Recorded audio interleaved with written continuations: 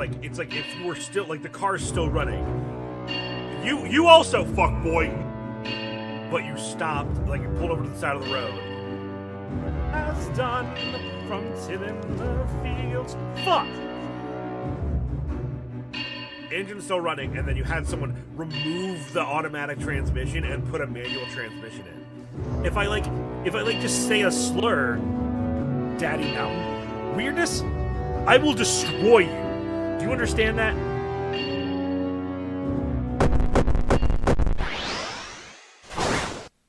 Hello. It is I, the man, myth, legend, the dwarf himself, Horatius. Welcome into the show. Thank you all for joining me today. So we already have a wonderful crew of people in chat. Cash Manigan, Flameberg Phoenix, Metal Wolf, Mr. Meme, and R2D2. Welcome, welcome, welcome. Brandon, hello, hello. Thank you all for coming in. Yes, I agree, R2D2 has a very powerful line. Zelador Mystica, welcome in. Cash Manigan waiting for their flight. I hope your flight goes well. Greetings, Ich bin Hamadev. Oh, you're the dev I just messaged earlier today concerning the dwarf. The game looks like an auto battler, I'm pretty sure, but yeah, it's the oh gosh, I'm forgetting the long-winded name of the game. Yes, I'm looking forward to that game, guys. Everyone, go check out. I'm gonna drop the link here in chat. It is. I have to look at my newfound target audience. Well, today's going to be very different from a lot of our regular dwarven things. Today is a special day. But yeah, everyone, that's Dwarves, Glory, Death, and Loot. It looks like a pretty fun game. I'm definitely interested in trying it. It's going to be dropping here in a couple of days, and you can play the demo for free right now. Morning from the art fair. Oh, that's nice, Metal Wolf. Hello, Fancy Soups. Harby, always a delight, dear. For the thoughts, yeah, of course. Nah, dude, listen. You are doing some really cool stuff, Ikbenhama.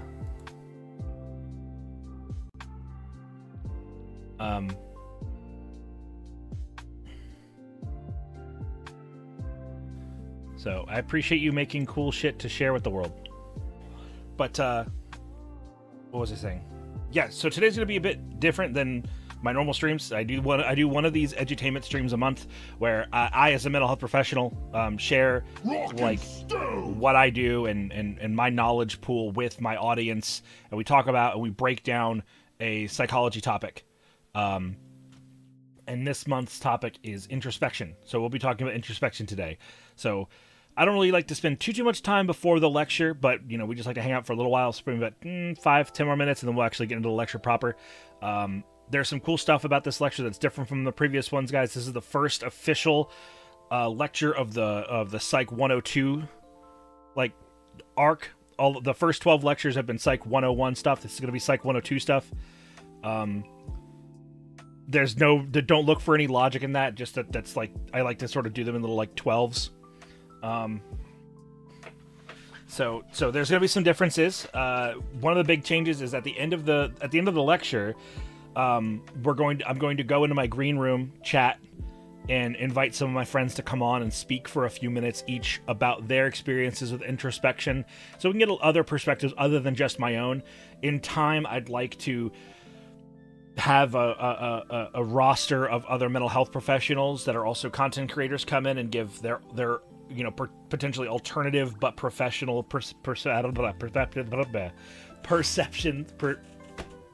perspectives, but you know, whether it's professional or layman or whatever, like everyone deals with mental health and psychology on a daily basis, so like I welcome everyone's take. You know, it's good to look at and hear other people's opinions. But Ikbenhama, thank you very much for the follow. I'm very much looking forward to your game, and I will be streaming it soon because it looks really rad. Kisa Groove, hello, welcome in everybody.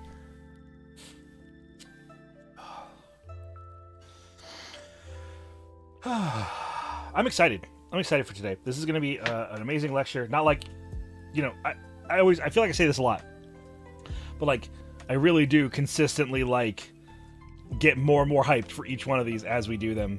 So I really appreciate you guys being a part of this process and, you know, watching the whole thing grow and change over time. And as I make additions to hopefully improve it every single time, But you know, we misstep. We're fallible. You love learning? Good. Because learning's coming for you, whether or not you want it. Hello. Celador, hello, hello. Do you guys want to get into it? Do you guys want to, I kind of just feeling antsy. Like, normally I like to wait a good 15 to 20 minutes, but I think we're just going to fucking get into it, shall we? I think we're just going to get into it. Learning is nice. True, Van, true. All right, see you in a second at the main screen.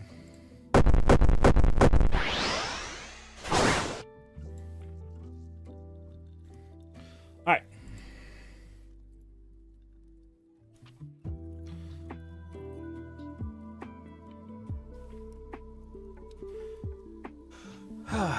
Get a nice little stretch first. And I'm gonna take my headphones off because I don't actually need to listen to my lo-fi to gesticulate and focus. Time to learn how I'm not taking care of myself. Come on, Bard.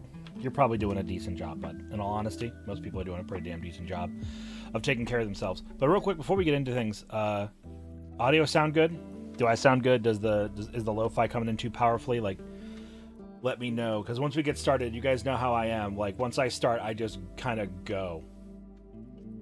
And I'm gonna have to be sarcastic. It's the brand. Oh, I'm so sorry. I didn't mean to tread on your brand there, champ. Audio is balanced. Huge. We are so gaming right now, guys.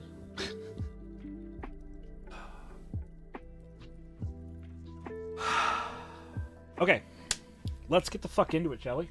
All right, everybody. How are you doing today? I'm doing great, Thorn. Welcome on in. Just as a couple of little refreshers for those of you who this might be your first psychology lecture VOD that you're catching live and not watching the VOD for, and maybe if it's your first one or just you forget, whatever, we go over it anyway. So in these Psychology 101, Psychology 102 lectures, is the lecture just starting? Yes. Yes, it is just starting. I very, very much appreciate that I'm an avid chat reader. I love to read chat. I love to interact with you guys. It's literally one of the main reasons why I do this. These streams, I do not do that as much. So we're going to go over this. You don't have the raise hand redeems active? Hold on. It should be. Yeah, raise hand is active. I'll turn it off and turn it back on again. Is it there now?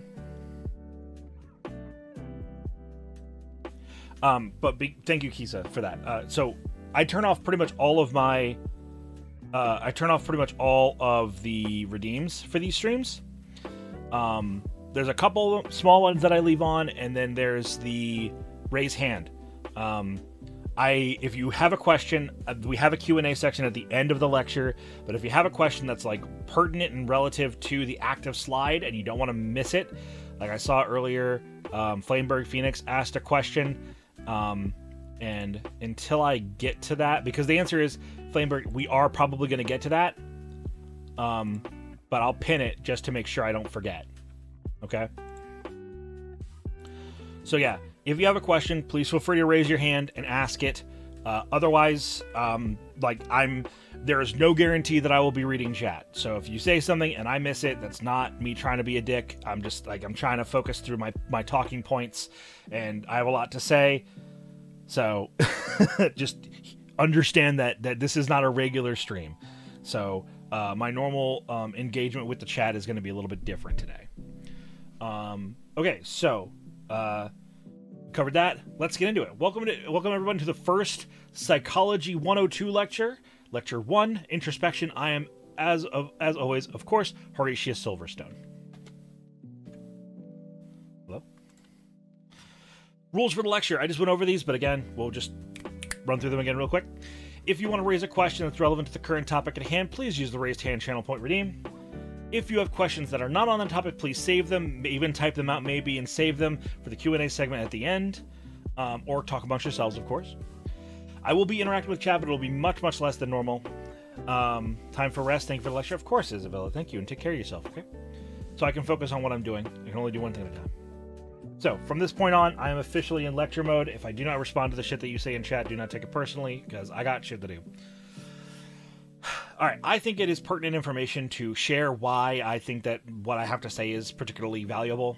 Not that I think that other people's words are less valuable, but I think that we all have things that we specialize in, and when you're talking about something that you do specialize in, that you are particularly apt at, I think that gives your words a little bit more credence, or at least something that should be considered.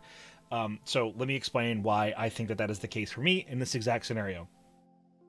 My name is Horatius the Dwarf. I'm an EN VTuber, and by trade, I'm a mental health professional. I have over 7 years of field experience. I'm currently employed as a special education teacher. I have experience with ABA, which I don't like, addiction counseling, behavior management, case managing, one-on-one behavioral aid and educational setting experience, intensive in-home crisis management, conflict resolution, and CBT, or cognitive behavioral therapy. I highlighted this, which has not normally been highlighted in the past, but I am not licensed to practice mental health or psychology in your country or territory. So, simple put, like, I am licensed to do what I do where I am, and some of you might even know where that is, because I'm not exactly, like, closed-lipped about it, but, I do want to make it clear, out of interest of my own ethics and the legal systems of the world, I am not your therapist, I am not your mental health professional, and everything that you hear today should be taken as an understanding that, like, so what am I over here?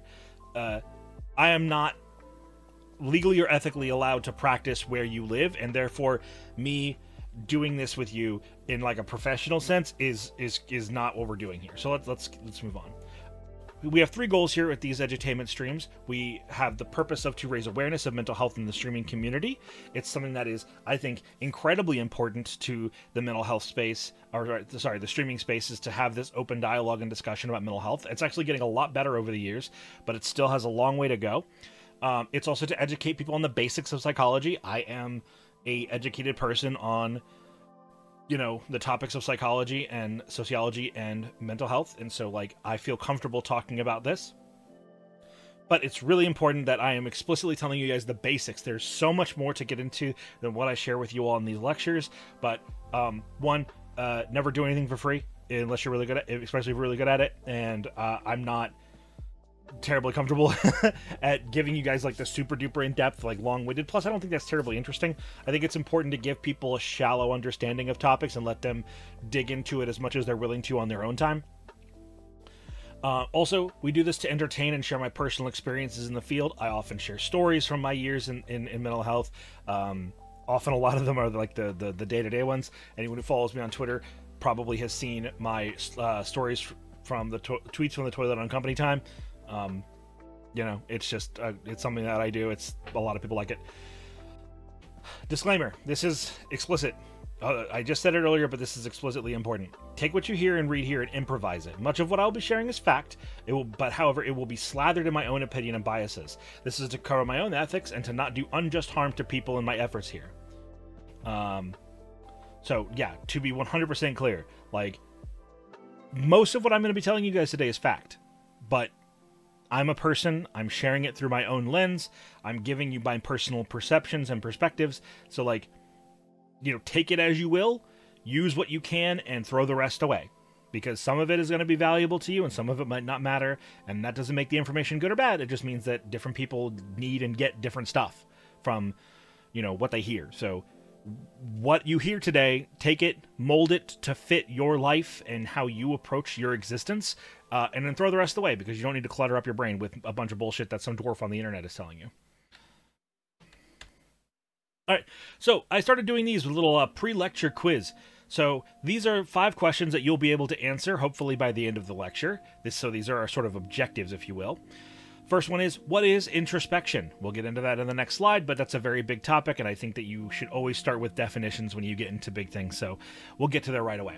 2, is introspection something that you have done? I'm going to go on a limb and say you probably have done it. You may even be doing it right now, but suffice to say, there's a lot of stuff in here that you may realize after hearing it that you've done it your whole life and have never really known.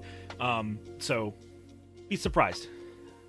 3rd, what is your method of introspection? I'm sure a lot of people who have been on the channel long enough have heard me talk about introspection in the past, in length sometimes, so some of this might be repin information, but there are multiple methods to how you introspect, and we'll get into those different methodologies as well. What depth of the onion do you get to before you get scared or you're nervous? This is important. We'll get there, and it's an onion, believe me. And when was the last time that you introspected? And what did you introspect about? This is more of a personal journey question. So that's one of those that, like, when we get to the post-lecture quiz, if you want to answer that question, go ahead.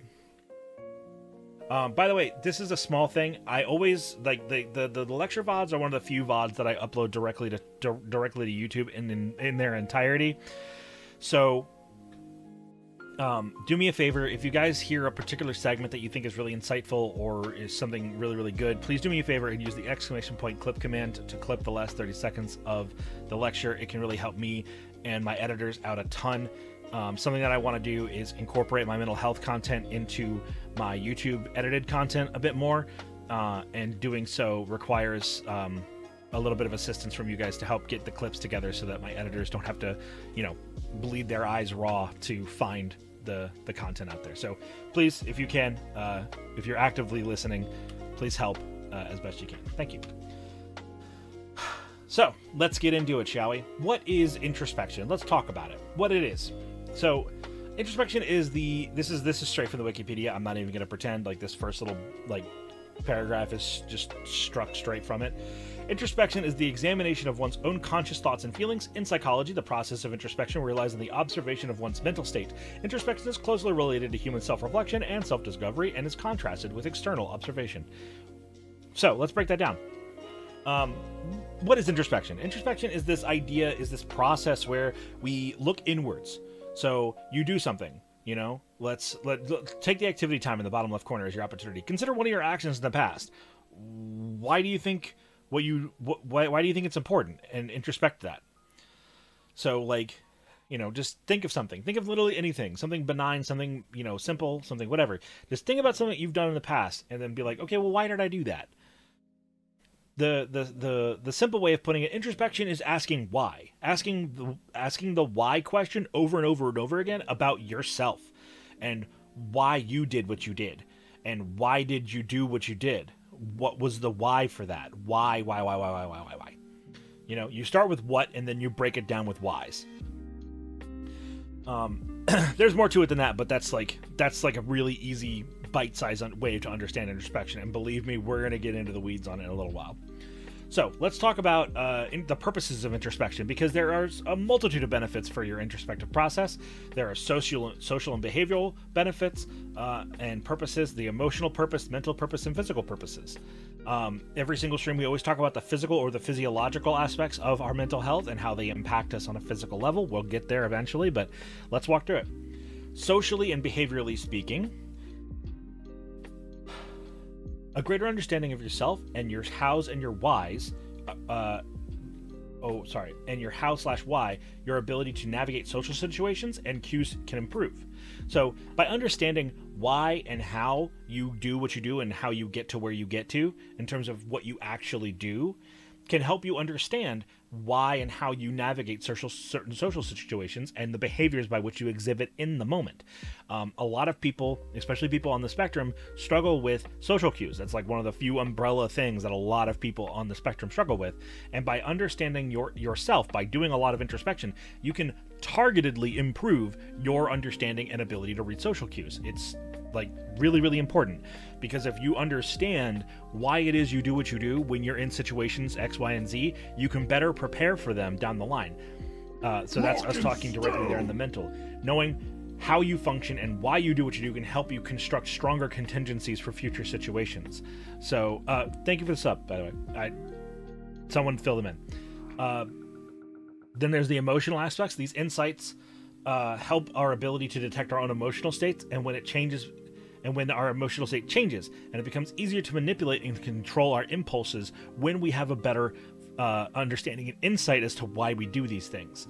So by having a better understanding of our hows and our whys, not only do we shape our social interactions and our personal behavior, we can also improve this consistency and stability of our emotional state, and this in turn can work hand in hand with us sort of galvanizing our mental ability to do stuff. So then we have the physical side, because again, all of your mental health always has a physical aspect to it. So the power to accommodate your mind extends to control over your body and how other aspects of it all have an effect on you. So by you being able to better get a grip on your impulse control, that can in turn have a physical effect on your ability to control your body, because impulse, reaction, all of these things can be a little bit like almost instinct driven. And so by having a greater level of control over these sort of knee-jerk moments, you can literally exert a higher level of control over your physicality, which may seem a bit intuitive, but believe it or not, a lot of people struggle with this sort of stuff. So these are your building blocks, but this is why introspection is such a valuable thing, and why I talk about it till I'm blue in the mouth all the fucking time. It can impact literally every aspect of your life the more you invest in it. And we'll talk about how there's a potential for you to invest too much in introspection. Oh, real quick. Let's go back to that activity time real fast.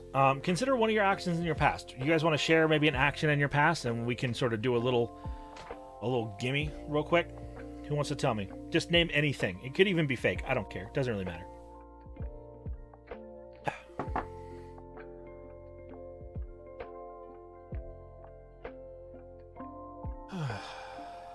I'm also going to be honest, I'm doing this in part to sort of catch my breath and slow down for a moment. Blaming my teammates. Sure, that's a great one, Goonie. Thank you. So blaming your teammates in a video game, right? Well, that can come from a lot of places, but let's just follow an example, right? So you blame your teammates. Well, why do you care about that? Well, because you want to win. Sure. Let's call wanting to win the reason. Well, why do I want to win? Because it makes me feel good when I win. Okay. Is it because you feel good, or is it because you get more EXP after a victory, or you get more currency after a victory? You know, what is it? What you gotta dig in and find the why. Why is winning important? Okay, we found why winning's important. Okay, well, why does that matter?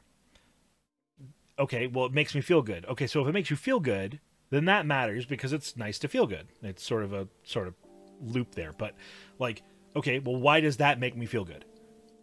Okay, well, let's go back a step. Well, let's say I like it because I like to win because it gives me more EXP and I don't have to grind the game as long. Okay, so this is a time issue. It's a time management thing. That's pretty pragmatic. So what else can we do to improve our odds and our time grind? Okay, well, we can do this or we can do that. Like, so you why? You break it down until you find what the root is. Playing with dogs when you're not supposed to. Sure, you know. Why do we like to play with dogs? Because playing with dogs is who everybody loves playing with dogs. Not everybody, but like everybody likes playing with dogs. They're great. Everyone loves dogs. Well, why? Is it the comfort? Is there a particular like physical comfort that you get from playing with dogs? Okay, let's go that route. So you like playing with dogs because it gives you a physical comfort and you like to be comfortable. Fuck it. Everyone likes to be comfortable, right? So you like playing with dogs, and then, of course, this is like a not entirely good thing because you shouldn't always play with dogs, right? Maybe there's a service dog, and you shouldn't interact with service dogs when they're working because they're working. You don't want to distract them because that can cause, you know, an ongoing problem for the person that has the service dog. So, you know, again, you're breaking down the whys. Why do I do this? Okay, well, maybe these are the reasons. Okay, let's follow the path till its terminus of why it is that this could be the case, and then why that's helpful. Is it helpful? Is a question too. Moving on. All right, so let's talk about the different methods of introspection. I'm going to read this in full. So we have researcher introspection, interactive introspection, syncretic forms of introspection, reflexively within research, and guided introspection. So these little pictures, not going to bother with these. We'll come back to them afterwards. So research is the subject, subjects as co-researchers, researcher and subjects as individual introspectors, researcher and subjects as individual introspectors, and researcher and as the guide, subjects as the introspectors. So let's break these down one at a time. Researcher introspection. No subjects other than the researcher are involved as the introspector. The focus is on the self and the epistemic perspectives. is researcher subject first person. So this is just first person, second person, third person. Don't worry about this one too much. Relevant method examples: auto ethnography. So auto ethnography is like sort of breaking down your culture and your ethnics, not your ethnics, that's not the word. Like your ethnicity. Sorry, I completely spaced on that for a second. Autoerotic introspection. Great, thanks, Dick. So this is like breaking down your introspection from a cultural sense and your ethnicity. So like, you know, why do I do this? Is it because of how I was raised? Is it because of the people I was raised around? Is it because, you know, do I have a preference for garlic because every single thing that I ate when I was growing up had garlic in it and it reminds me of home? Self-experimentation is this sort of example of like, you know, you sort of pick apart your own ideas. So like, okay, well, let's experiment. So like, I like to pet dogs I shouldn't play with or shouldn't mess with. You know, why could that be a bad thing?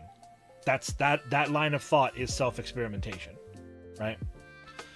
Personal subjective introspection is where you get really well, I just picked up the lo-fi, got kind of loud there. Sorry about that. Personal subjective introspection is the process of you sort of digging into yourself in like, you're trying to like take a step back, right? So you try to like remove yourself from the self in this instance. So you do something like I don't want to word this. You like go, okay, you know, maybe I'm not.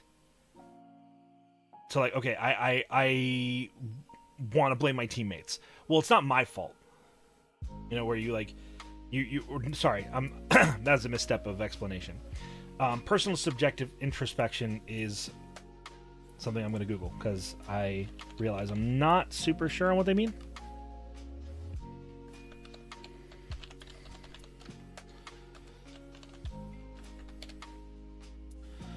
Involves the generation of rich impressionistic narrative accounts on the writer's own experiences. Okay. So this is...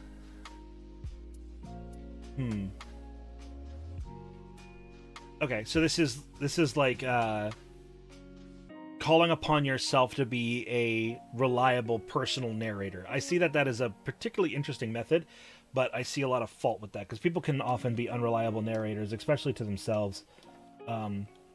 So I would only recommend personal subjective introspection as something to do when you are like comfortable holding yourself account, which is hopefully something that you're comfortable with doing if you're doing introspection at all. But you know, one thing at a time, right? And then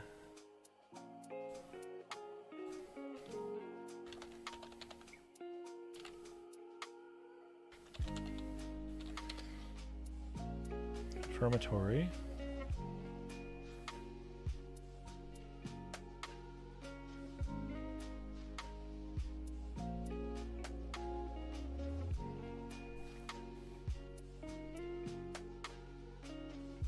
Oh, okay, so this is where you sort of have to deal with your own confirmation biases. Understood.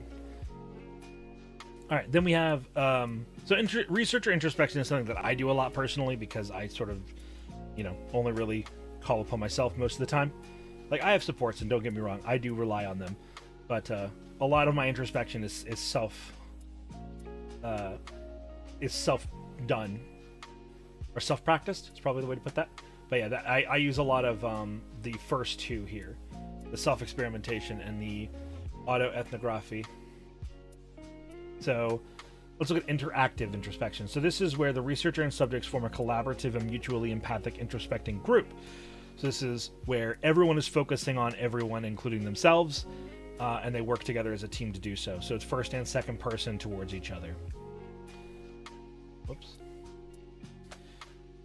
And this is co-design workshop, empathic design methods, and experience prototyping. So experience prototyping is probably the most straightforward of those, where you go, okay, like, you know, let's go straight through, shall we? Let's approach this directly and pretend. And this is potentially where like role play comes into effect. Empathic design method is where you sort of you look at your own actions and go, okay, like let's empathize, how let's demo how our approach here could affect other people, like how like apply empathy to your methods moving forward. So like, okay, I have discerned why I'd like to blame my teammates, and now we're gonna do a demo where I'm blaming my teammate, or I try and improve by implementing the additional methodologies, and we'll see how that actually plays out. And then co-design workshop is where you sort of bounce ideas off of each other and go, okay, like this is my idea, what do you guys think about it? Sort of dialogues. Syncretic forms of introspection. Researcher and subjects are researcher and subjects as individual introspectors. Okay, so the researcher includes his or her introspections as part of the data. Third person and first person is the research, and then the subject are exclusively first person. All cases in which the researcher applies the same guided introspection process to himself as well as the subjects without direct introspection exchange. So yeah, I see syncretic forms of introspection is basically interactive, but with the image you can see there's a bit of a barrier. So there's a slight difference. It's not purely collaborative.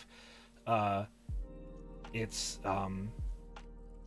more like subjects on one side, researcher on the other. The researcher is doing it as well, but like they are not part of all the teamwork, if that makes any sense. Reflexivity within research. This is a pretty classic. This is just observation, really. So like the researcher is observing the subjects. It's kind of like one extra step of separation from the previous form, but all these are pretty good methods. The only people that are being focused on in this introspection are the subjects. The researcher doesn't really have any direct engagement whatsoever. It's purely observational.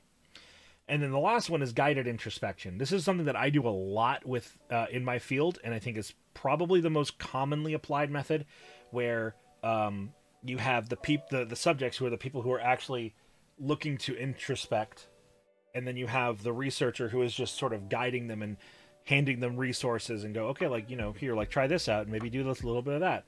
How's that going? You know, just purely sort of asking and asking questions and guiding them forward. Again, something that I do a lot with. Oh God, sorry. I literally just got out of the shower before we started the stream, and now my hair is like reacting to the fact that I live in a very humid environment. Oh God. Okay. So, now that we've gotten through that word soup, let's stick on it for another moment.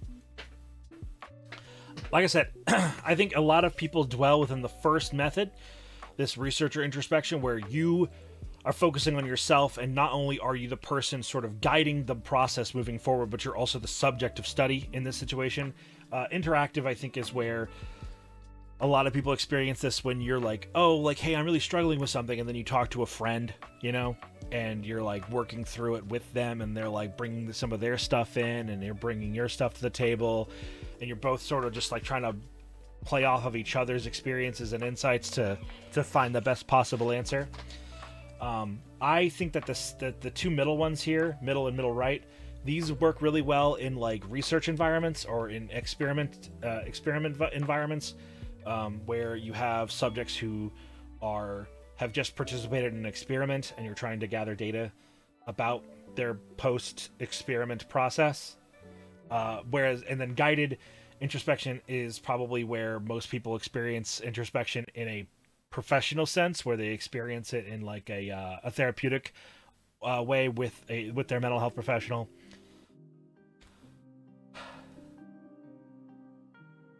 This is the path of introspection. So this is the onion. This is how the onion comes into play. What is the onion of introspection? As with many things, ogres included, introspection has layers to it. As you delve into yourself, you will embark on a path that has several clear crossroads and thresholds. Each of these thresholds points to a moment of why it is you do what you do, why it is Why? We said this earlier. Example, let us identify the whys. Why do I buy this particular brand of nail when I build a shed? That's right. The shed analogies are back, boys. So, we're building a shed. And I always buy this brand of nails. Well, why do I always buy this brand of nails? Is it because they're good nails? Is it because, they have consistent performance? Is it because it's all I could afford? Is it because it's what the Forge Master used? Why? And then you pick it apart and you go, okay, well, like, maybe this is why. And you walk that path. So we're in the first why, right? And then we go to the second why. So we go, all right, first why. Why do I buy these nails? Then we go to the second why. Let's pick, let's see. Let's pick, it was just, when I was building sheds when I was younger, my foreman, or, in my case, the Forge Master, he would buy these nails. Okay, well, like, why did he buy those nails? I don't know. Let's look into these nails a little bit. Oh, they're American made, and that's something that my father, the Forge Master, cared about. Okay, so it was a little bit of patriotism is why. Well, like, why does that matter? Okay, well, because, the Forge Master was pretty patriotic and cared a lot about purchasing, local goods rather than foreign goods. Okay, but like, why does he care about that? Because he has a strong sense of this, that, and the other. Oh, well, he has this strong sense of this, that, and has just, from the 5th and 6th layer, has passed on down back to me this sense of appreciation for buying this brand of nails because of blah, blah, blah, blah, blah, blah, blah. So, find your whys and pose the whys. Think about something that you do. Maybe it could be something completely inane, like a particular brand of nails that you buy for building sheds. But all of these things come from somewhere. And the more you dig into them, the deeper the truths that you can find that there are hilariously wide-spreading whys in simple, inane things that have impacted you your entire life and you may have not even ever noticed. I think it's pretty cool shit. Let's talk about Introspection, which is probably something that plenty of people have questioned whether or not it exists. And I'm realizing that I'm kind of blocking a little bit of the lecture notes, so I need to lean to the right a little bit here. Okay, so introspection. So resolving problems and introspection and outrospection have to work together to accomplish this. So what's the difference? Introspection is where you look internally. You look inwards. Damn, that lo-fi is coming in powerful. How's that? All right. So introspection is where you look inwards. Outrospection, as the name would imply, you look externally. You look outside of yourself. These two things flow together into, like, they work together. As, they might seem like they might be antithetical, or they might not work together. They might be polar opposites pulling in different directions. The truth is, they move together to form the answers. So these two work together. They're tethered, and they work on grabbing two different sets of information, external and internal, and with combining them, you can like take this two-part epoxy and make a more powerful adhesive, which helps you understand the world around you and how you impact it yourself. By looking at the world outside of yourself, you can bring that information into your filters and biases of understanding of how you in turn engage with not just what's outside, but your internal world and your internal conflicts. So understanding how you introspect, like the things you glean from introspecting, and also outrospective, what you do and how like understanding how it is you engage with the world around you, these two things work together. So it's important to not just solely introspect. You also need to outrospect and think about how everything else revolves. Because you have a place in things, and you impact those things by being near them and being around them, and then in turn, those things have an impact on you, on your internal world.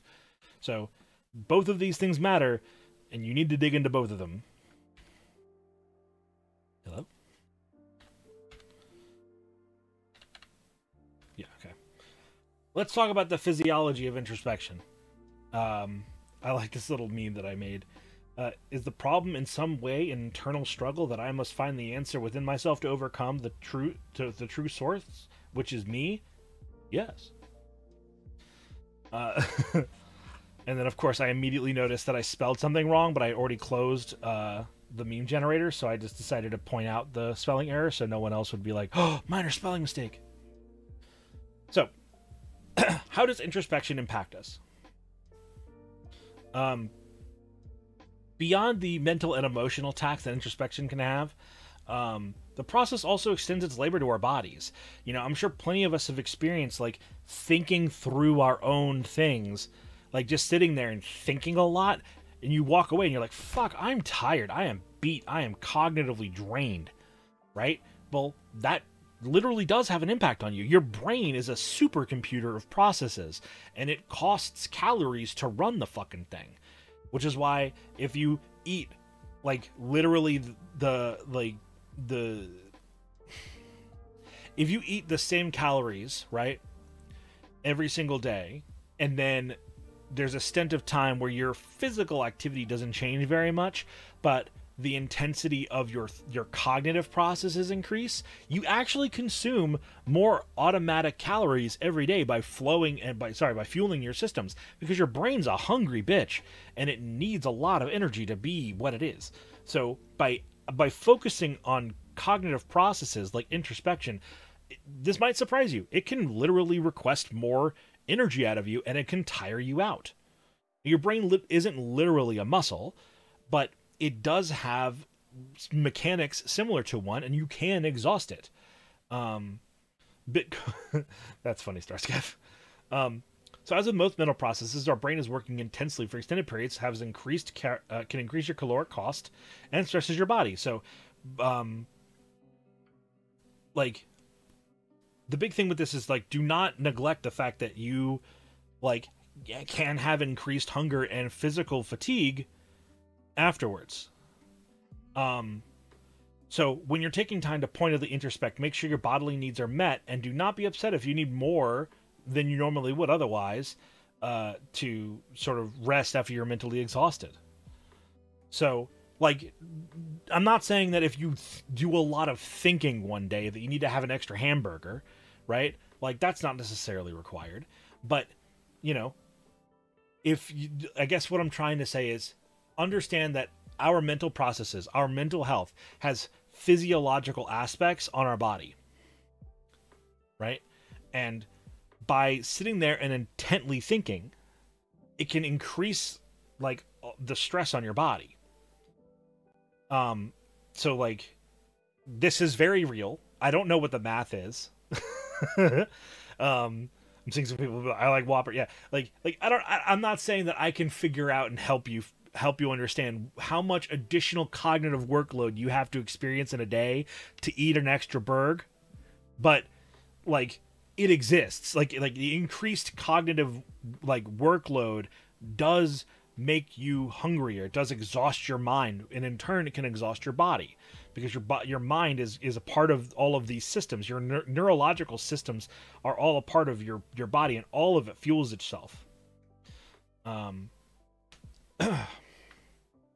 So, yes, do not underappreciate that doing introspection might seem like it's not a big stress on your body, but depending upon how deep you go in your process, it can take a huge toll on your body. So, let's get into it. Why are we talking about introspection? Introspection is a massive undertaking, and is a process that you will enjoy/endure for your entire existence. How much and how often you engage with this path is up to you, and I'm not here to declare an ideal way or intensity of doing so.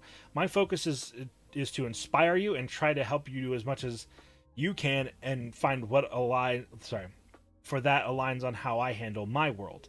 Your answer of how much is too much is a personal journey. Digging deep is in and of itself a reward, regardless of what you find there. That's just a little quote from me. But yeah, so I think that it's important that we talk about introspection. It's one of the reasons why I talk about it so often. Sorry, one sec.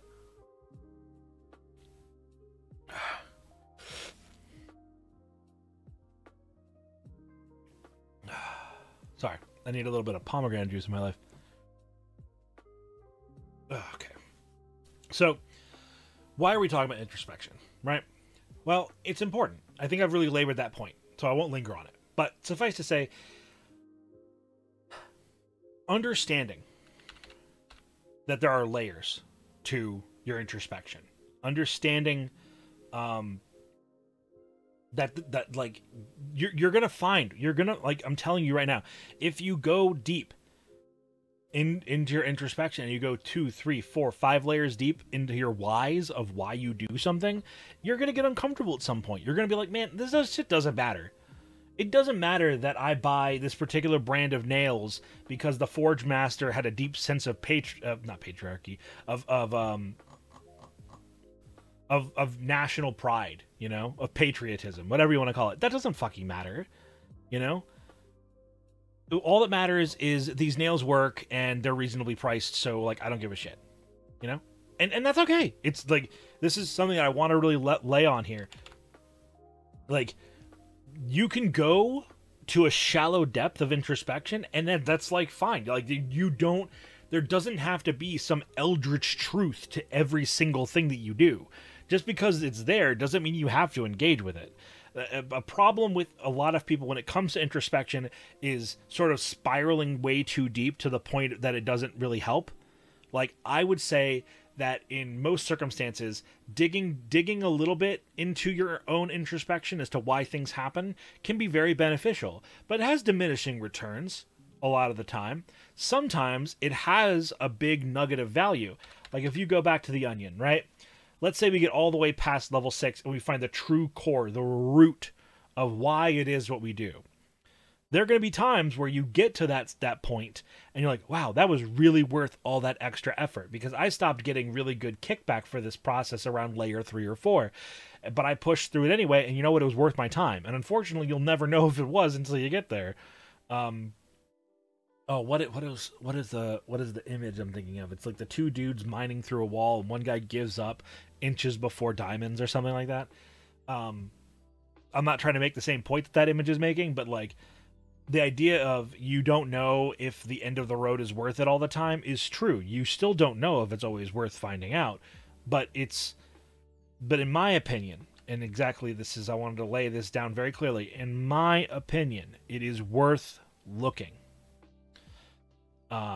And that's because I enjoy introspection. I enjoy digging in deep into my own mental state and my whys. It helps me understand myself better. You have your whole life to find all these answers, but it's up to you to dig for it, because it's in there and it's only inside of you. No one else can sit there and dig into your shit and help you find it. Like, they can walk with you, they can guide you, but if I sit there with someone that I've known for years and years and years, let's say I do this with my wife all the time. I love Willow, but I'll do this shit all the damn time, where I, like, will sit there and be like, oh, well, you probably do this because of this part of your childhood, you know, or, like, because of this one thing, or you carry on this behavior because of that. But I'm literally fucking guessing. It could, I don't know. I don't know. It's a guess. It's an educated guess. And that's all you can do when it comes to other people. It relies upon yourself to find those truths. You have to dig. And sometimes it's not worth it, but you'll never know unless you try. So that's why I think it's so important. So let's talk about a study that's come up recently. It's just last year. The timing of internal processes investigating introspection and about the costs of task switching and memory search. I read this whole abstract earlier, and it's, if I read it again, I'm just going to get upset. Because while there's some really cool stuff in this abstract, and you may already be reading it yourself, listen. You know what?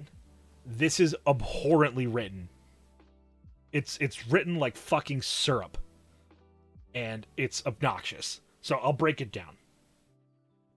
What this study is doing is trying to parse if, after going through several small tasks and multitasking through the different tasks at the same time, does that impact your ability to introspect that experience? So, in essence, they're asking, if you experience multiple things in quick succession or at the same time, does that make it more difficult for you to introspect post the occasion of the actions?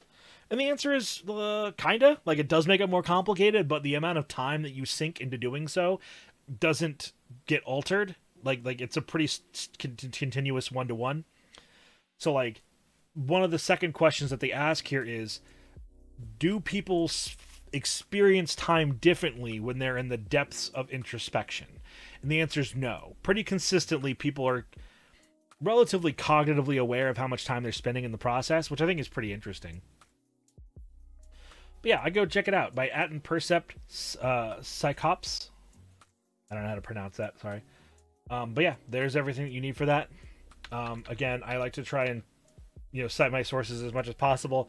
This Methods of Introspection is from researchgate.net. The 5 categories of introspective methods. So let's bring this thing in. What do I do with this eldritch truth? Now that I have a greater understanding of what and why and how of introspection, what do I do with it? Here's your big takeaways. Understand that your process and how you introspect is absolutely vital. There are many methods, but with some of the ones we talked about today, give them a try a few times each and see if any of them fit your needs. Because some of them are going to be more effective for you than others, and everyone's a little bit different about that. Find your comfort line and gain courage to cross that line. Let's go back to the onion. If you get to 4 and you're like, I don't like going past this point. Like, I get uncomfortable. Fuck you. Get the courage and get past it, because you need to. Those are breakthroughs. If you find that there's a threshold of your whys that you do not want to move past consistently, that's the case, then that's you trying to protect yourself from finding out your own truths. That's you trying to not do the hard work that you know you have to take care of. That's you shirking away from your own personal obligations. Do not cower from your own self-induced fear. It's difficult. It's literally one of the first fucking quotes of this channel, and it's introspection is hard. Otherwise, everybody would do it. And not everybody does it. Because it's challenging. You're asking yourself to literally tear yourself apart and look at the space between the pieces and find the answers that are always there. You're the most complicated puzzle you will ever experience, and you're worth every bead of sweat. Dig deep. You have your whole life to find those answers about why and what you do and how you approach things. It's my opinion that those questions are worth answering. Maybe you don't have to spend 45 minutes figuring out why you use a particular set of nails to build a shed. Maybe that shit doesn't matter. But it's my opinion that it's always worth asking.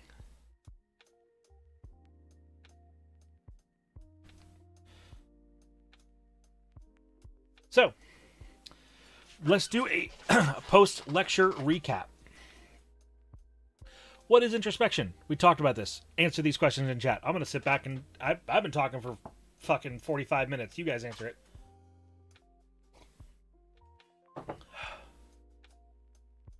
Who can tell me what introspection is? I'll wait.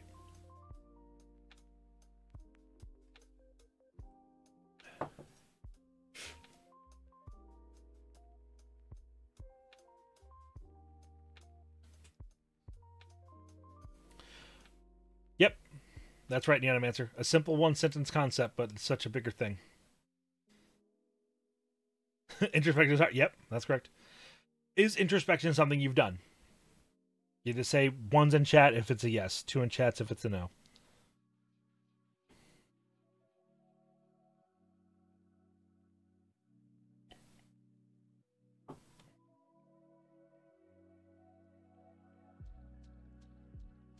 Good. I'm proud of you guys. Keep doing it. Don't give up. What's your method for introspection? What do you think? What do you guys think works best for you if you're comfortable sharing?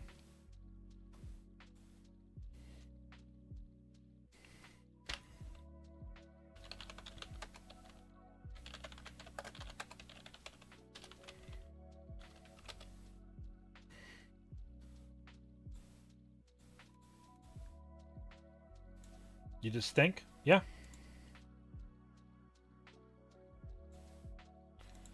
Just think about it. For me, constant movement is like going on walks and doing repeated work so I can zone out and think. Yeah, journaling helps. Yep.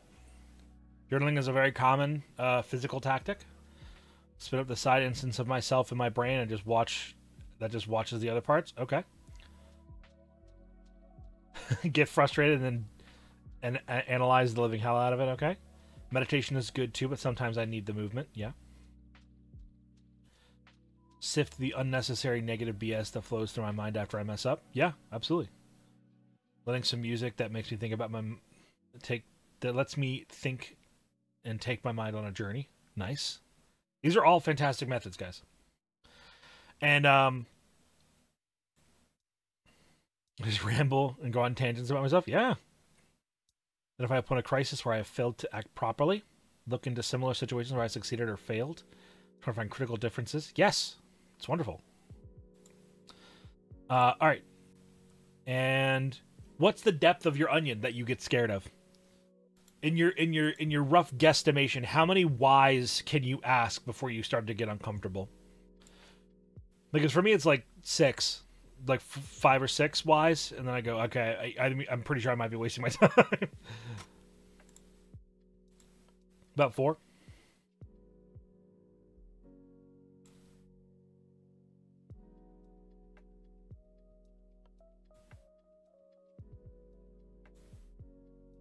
Maybe 2. Sure. No wrong answer here, you know? You get annoyed about getting frustrated? Yeah, that's reasonable.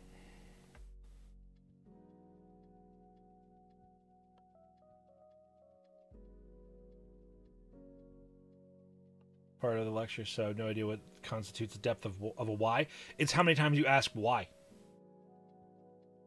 So, like, how many times do you ask why? Like, okay, well, like, why do I do this? Okay, well, I do this because of this reason, that reason, and the other reason. Okay, well, let's look at that second reason. Why is that the case?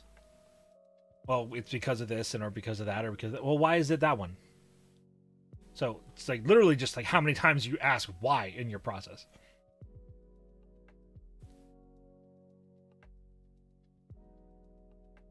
Doesn't it differ depending on what you ask the why about? Yeah. That's why this isn't a contest. There's no right or wrong answer. You know? You're like, some people like this 6 is not a set number. That's just that's the picture I found had 6 definitive layers of the onion. But like, there's no right or wrong answer to how many whys you end up asking in the process. Like, some people, I mean, you know, ask a dozen whys, right? Some people only ask 1 why. And last question for those of you who are not stuck in an ad. Which, by the way, sorry about the ads, guys, but these ads are here to protect everyone from having to deal with pre-rolls. So no more pre-rolls. The downside is we have a 3-minute ad every hour. Hopefully about the top of the hour. Thank you, Mr. Meme gifted a tier 1 sub to Nanomancer. They have given 45 gift subs in the channel. When was the last time that you introspected, and what about? In the topic of the whys are being asked, for myself, I think it was 3. Yep, that's fine. Everyone's got a limit. Everyone's got a limit.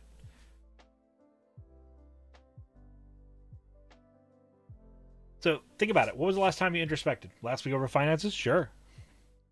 I thought I introspected about why my catalytic converter got sliced off my car earlier this week. I was like, shit, did I do something? Did I piss someone off? Did I flip someone off? Did I call someone out? Like, did I do something? I looked inwards, because that's my process. That's how I always do. I always look inwards first.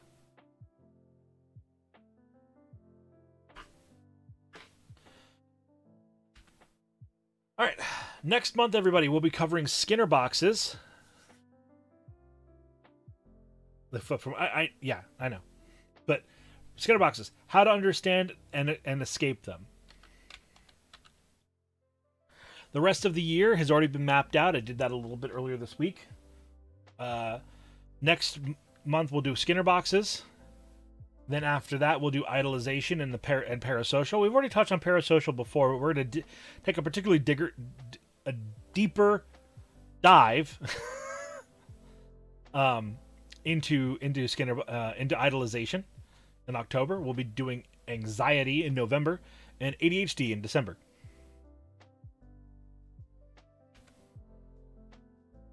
So I open the floor. Ask your questions, everybody. If you have questions, please hit them. Flameberg Phoenix, I hope you're still there. If you are, I'm pretty sure I addressed that question. Your question was, how long in your experience does it take for someone to have serious introspection? Is there a proper amount of time that should pass? It depends on what they do and when they do it. Some people do their introspection right away. Some people do their introspection after they've calmed down from a situation. Like, it just all depends.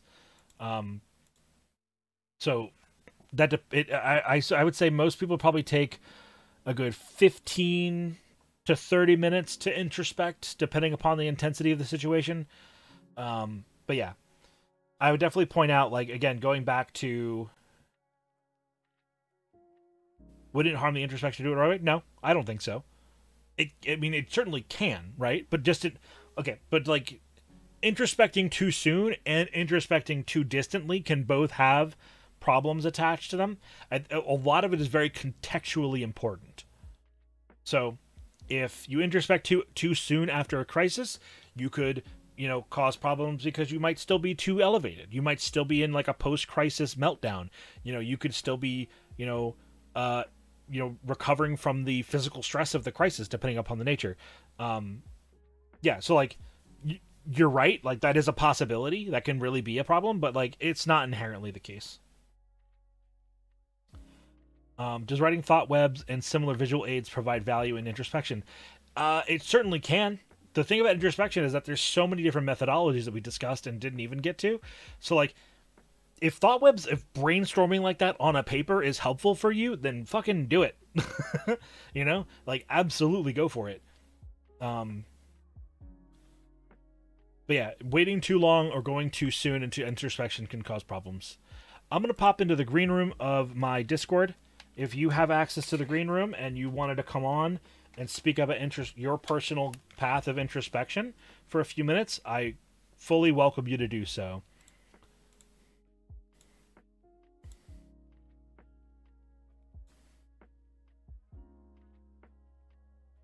Let's see, is there anything after this? No.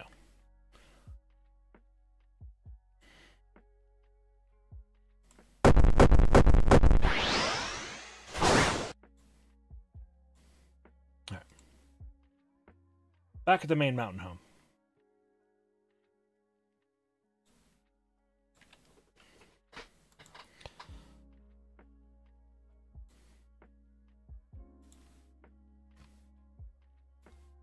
Hi, I love you, bye. Hi, weirdness. What a goofball. I love you too! Appreciate it, but not the point of this. Thank you, Bjorn.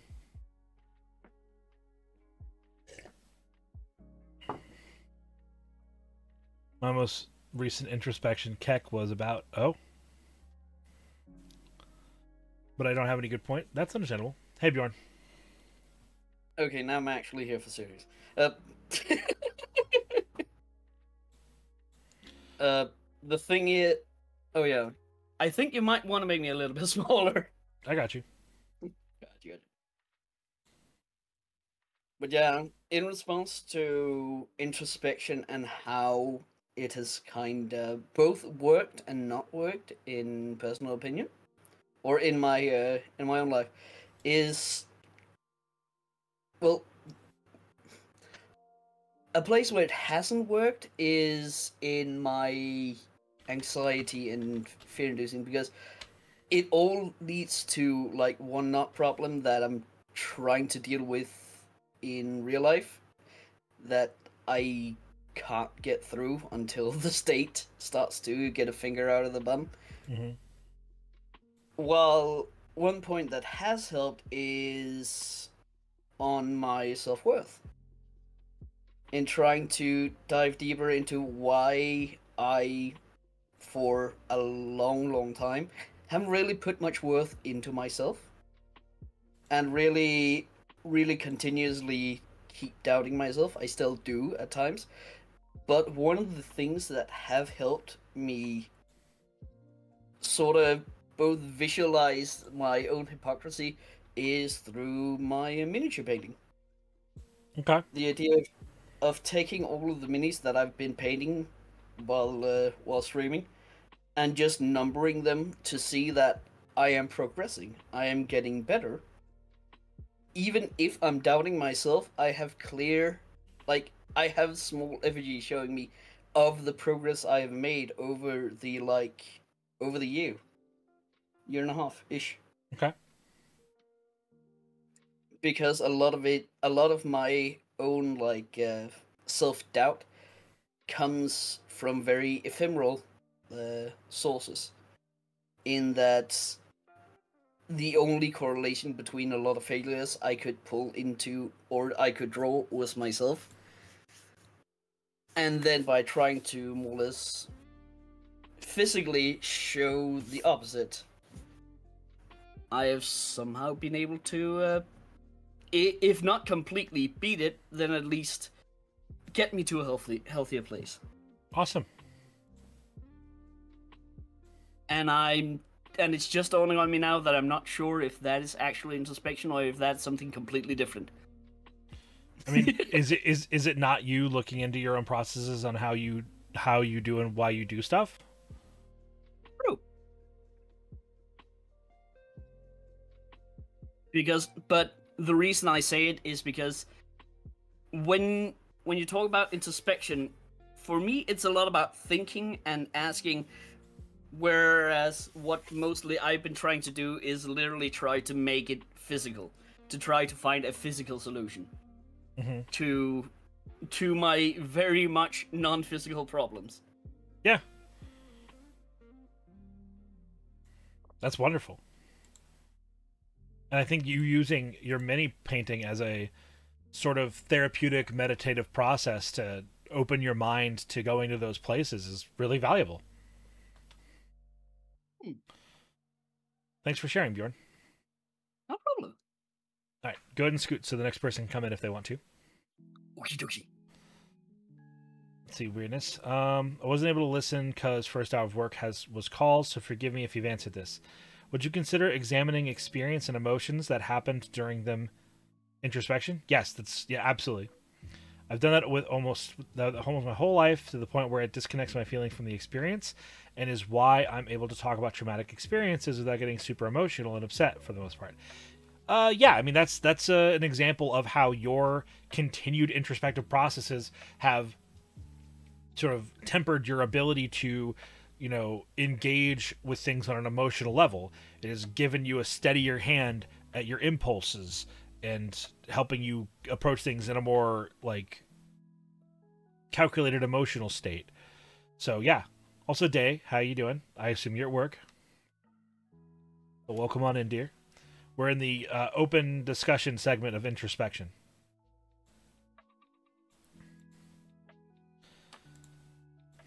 Make this just chatting.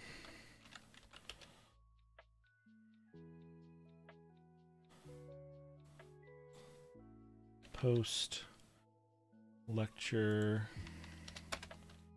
dialogue about introspection. Define it as introspection or just numbing myself. I mean, you can take it that way if you want to consider it numbing yourself, but I mean, just having an understanding of why you feel what you feel is an important and very valuable thing.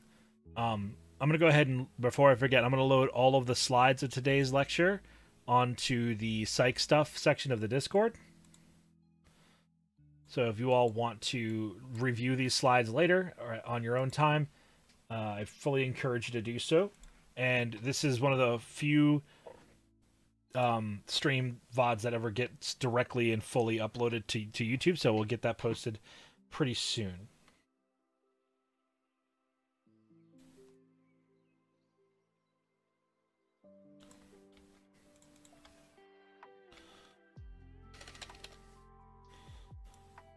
Copy, paste? No.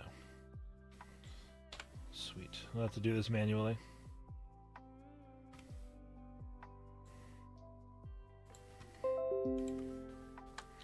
Hope you guys are comfortable with that message. That sound a lot.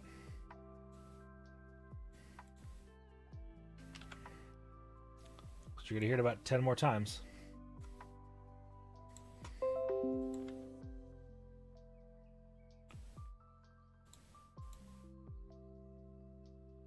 I also sound like ass right now. It's another reason why I didn't really want to stay. That's fine. You can do whatever you want.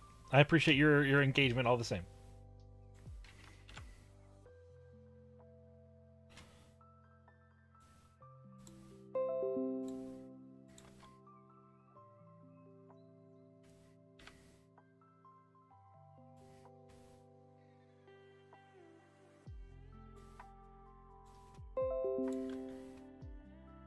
Alright, I'm supposed to poke Diggy. Because Diggy said he wanted to come on and talk.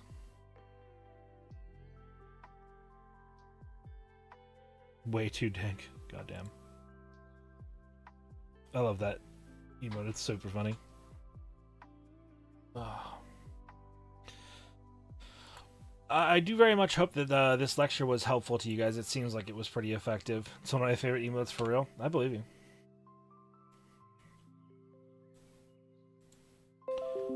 Wish I could formulate my thoughts today. My brain's mashed potatoes. Yeah, it's all good.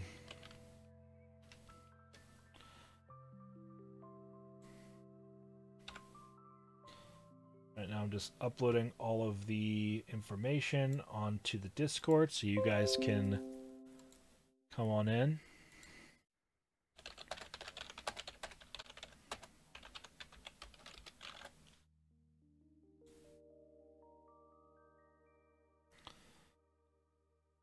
It is.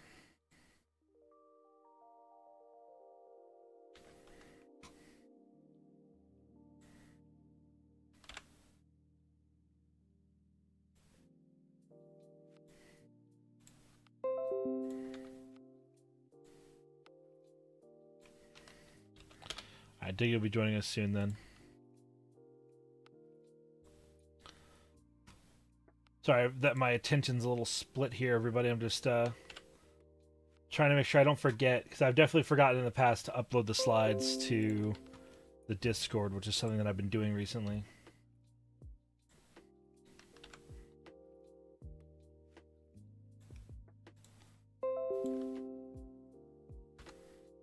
There we go. All right.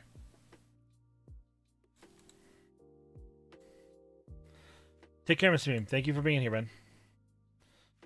But is there such thing as negative or unhelpful introspection? Yes. So you can absolutely introspect to a degree or to a direction that is unhelpful. If you introspect so much where you're sort of begging the question, you could find yourself sort of wasting your time.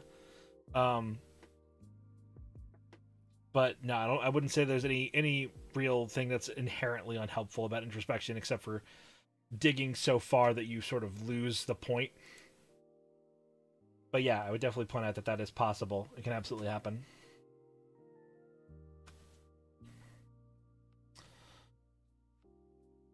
Well, here I am, realizing we're sort of at the end of it. And hello, how you doing, Tails? And I have only been live for an hour and a half. Fuck. Technically, you can have or do too much of something to the point where it becomes negative. Yeah, it's that whole idea where you know, spin your wheels and accomplish nothing because you've wasted your time. But like, I wouldn't say that it is inherently harmful to do so.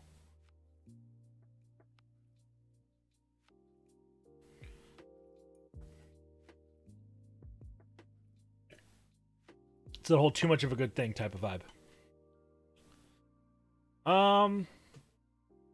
Gosh, I don't know. I don't really know what to do with my hands. Baldur's Gate?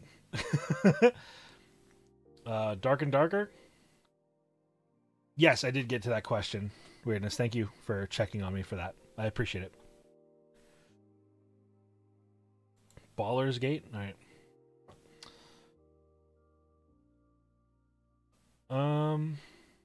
Harvey. Alright, yeah. Make sure you bald those gates. Good God. Harvey and Leah, if you two are available, you want to hang out? I'm sort of out of psychology steam. Lengthily and engrossingly, some dwarf game. Wink. Ich bin Hammer. Oh, okay. You know what? I respect it. Hi, Harvey. Mark. Hello. I mean, Ba. Does someone start? When do you think someone can start doing introspection? Like at what age? Birth. No, I'm kidding. Testing my cognitive development knowledge. I don't know, 4 or 5 years old.